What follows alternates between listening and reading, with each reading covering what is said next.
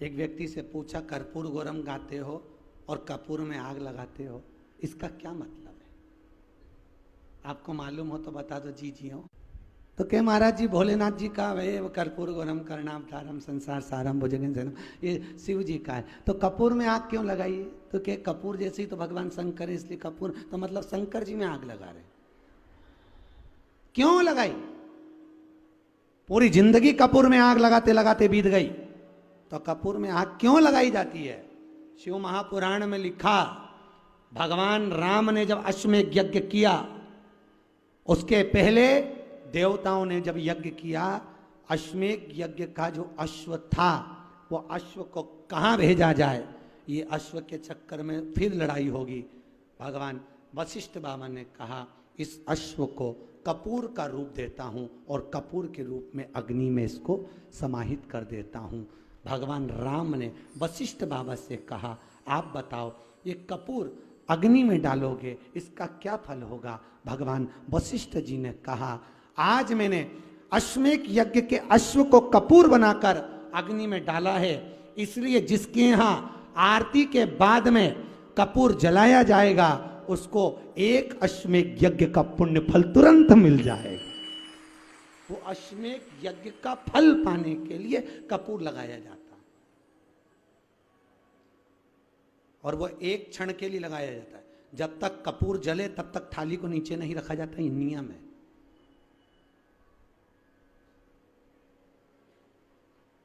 पर आज के जमाने में तो आरती चालू हो, जब से कपूर लगा के बैठ जाओ, क्योंकि हवा इतनी चल रही है, कब बुझ जाए। गलत है, ये शास्त्र विधान के विरुद्ध है, उसकी कोई विशेषता नहीं।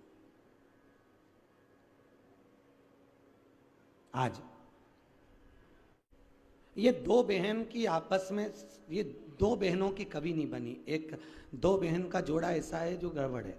एक माता पार्वती और उनकी बड़ी बहन, जम के बोलो, गंगा, और दूसरी यमुना और उनकी छोटी बहन ताप्ती।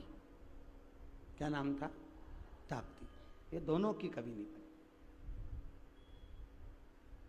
गंगा ने, पार्वती और गंगा के बीच में विवाद हुआ, आपको कथा में सुनाया। ताप्ती और यमुना के बीच में भी विवाद हुआ। एक दिन यमुना जी का नियम था कि जिस समय यमुना के घाट पर भगवान रास करेंगे, उस समय पर यमुना ठाकुर जी के श्री विग्रह पर आए हुए पसीने को पोंछने के लिए जाएगी। पर आज यमुना का रूप रखकर ताप्ती चली गई, और ताप्ती ने जाकर भगवान के श्री विग्रह के पसीने को पोंछ दिया। तब यमुना जी आकर देखी तो मेरी छोटी बहन यहाँ खड़ी थी। छोटी बहन को देखकर तुरंत यमुना जी को गुस्सा आया। यमुना जी वहां से चली गई। जाकर यमुना महारानी ने ताप्ती से विनती करी, ताप्ती तूने ऐसा क्यों किया? ताप्ती कहती है, मैं कृष्ण को अपना बनाना चाहती हूँ। जानकर माता यमुना ने क्रोध में आकर ताप्ती को श्राप दे दिया। ताप्ती, मैं तुझे श्रापित देती हूं।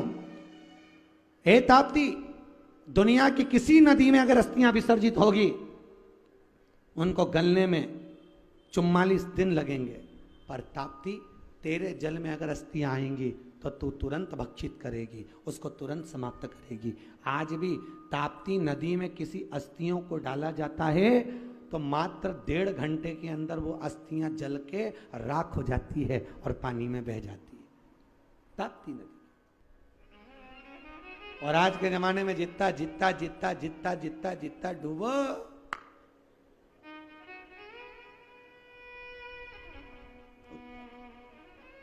क्यों? पहले के जमाने में वास्तु नहीं होता था दोष, पहले के जमाने में पितृदोष नहीं होता था। क्यों? क्योंकि घर की मां घर के परिंदे में से, मटके में से लोटा भरती थी, और घर का रसोई घर घर के बीच होता था।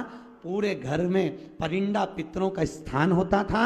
वहां से पानी भरकर पूरे घर में से निकलकर शंकर जी को चढ़ाने जाती थी। तो उसी लोटे में परिंदे का पानी जाता था तो पितृदोष, और घर में से निकल के जाती थी तो वास्तु दोष। दोनों शंकर को समर्पित हो जाते थे, इसलिए दोनों दोष घर में नहीं होते थे। आज के जमाने में मंदिर का ही लोटा, मंदिर का ही पानी और मंदिर का ही संकट।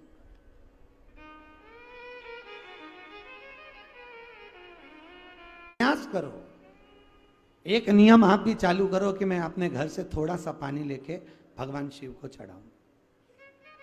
तुम्हें बाथरूम बदलने की जरूरत नहीं पड़ेगी, बेडरूम बदलने की जरूरत नहीं पड़ेगी, तुम्हें किसी वास्तु शास्त्री को बुलाने की जरूरत नहीं पड़ेगी, और ना किसी पितरों की पूजन कराने की जरूरत पड़ेगी। आप अगर नियम बना लो कि घर के परिंदे से पानी भरना है और घर में से ले जाकर भगवान शंकर को चढ़ाना है, घर के शंकर को नहीं, बाहर शिव।